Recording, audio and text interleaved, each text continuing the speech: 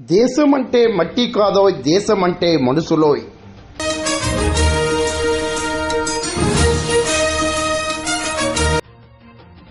కాకినాడ జిల్లా పెద్దాపురంలో మహాకవి గురజాడ అప్పారావు జయంతి వేడుకలను ప్రజానాట్య మండలి చిల్డ్రన్ క్లబ్ ఆధ్వర్యంలో ఘనంగా నిర్వహించారు.